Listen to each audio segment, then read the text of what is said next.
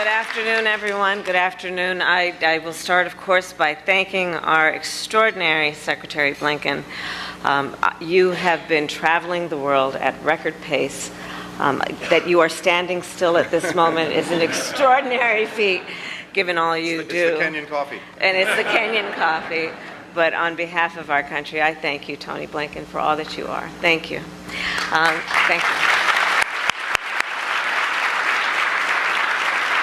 And the second gentleman and I are honored to host this luncheon with you and Ms. Evan Ryan, and to welcome President Ruto and Mrs. Ruto. And to all of our distinguished guests, members of Congress, leaders in every sector of our society, welcome and thank you for your work and the partnership. The continent of Africa represents the future of our world.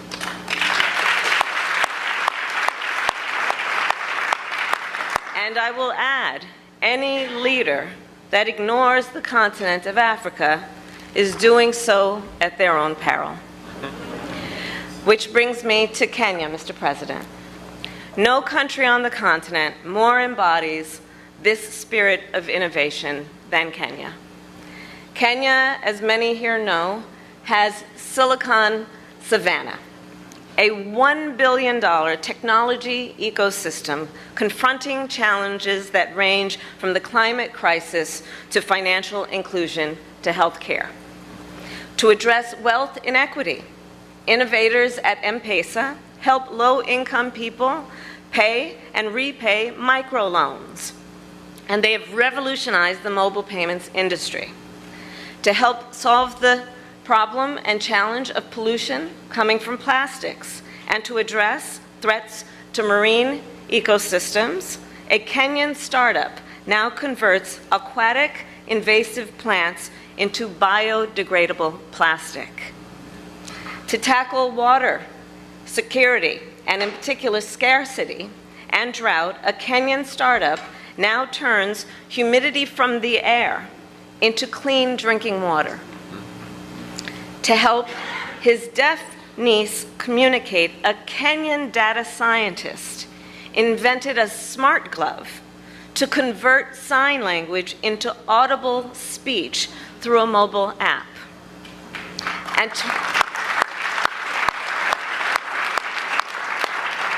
to make healthcare more accessible and affordable, AI is now being used for medical image scans, and chatbots are providing healthcare advice. President Ruto, innovation has flourished under your leadership. You and I just left a fireside chat at the U.S. Chamber of Commerce. Your leadership has been extraordinary. And as I shared with you, with our Ambassador Whitman, you really, as a leader, symbolize the importance of the partnership between the United States and the continent. You ran, Mr. President, on a platform of promoting entrepreneurship and strengthening your economy. You have spoken powerfully about the need to bridge the digital divide and that innovation will drive economic growth. Your work and this visit reinforces the point that African ideas and African innovation will help shape the future of the world. When I convened the first ever Africa Climate Summit, the conversation, the narrative has always been this continent of conflict, trouble, disease, poverty. Yet, that is not the story of Africa. Africa is a continent of tremendous opportunity. The largest reserves of energy, renewable energy resources. 60% of the world's arable and cultivated land. 30% of mineral wealth, global mineral wealth, including those that are necessary for energy transition. The youngest continent, which will produce 40% of the world's working or workforce by 2050, and where a quarter of the world's population will be living providing the world's biggest single market. In short, Africa is a rich continent and a continent of opportunity.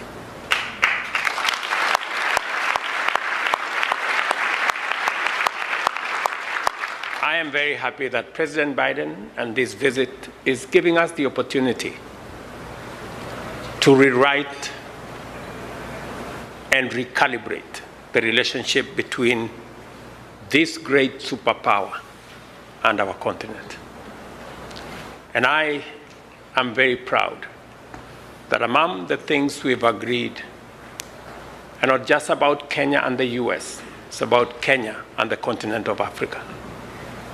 From what we are doing around climate action, what we are doing around the financial architecture of the world, to make it fairer, to make it much more sensitive, to make it much more agile, and to make it possible for many African countries and those in the global south, many developing countries, to access concessionary resources for us to manage the affairs of our people, and that no country will spend more money on paying debt or on managing climate-induced crisis than they do on spending on health, education, or social service.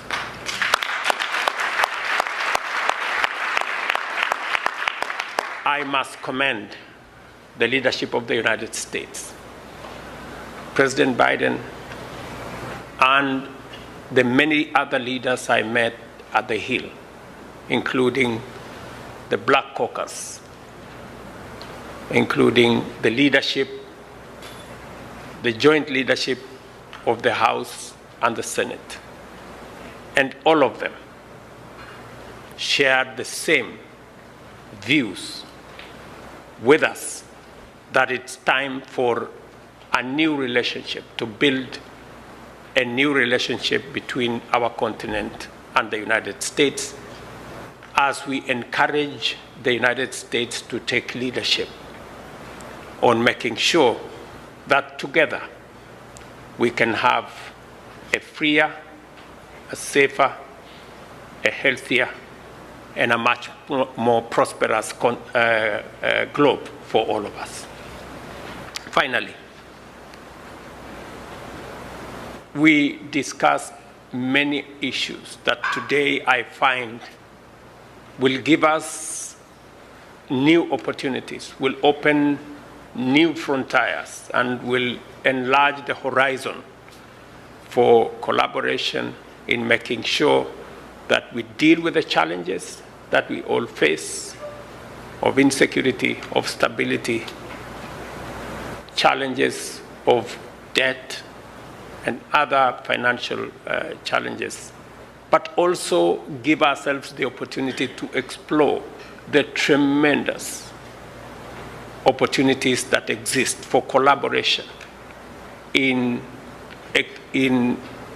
exploiting our huge reserves and assets, using our human capital and connecting assets that we have in our continent to technologies from the US, to financial reserves from the US, and creating a win-win outcome that works for the US, works for Kenya, and works globally for all humanity.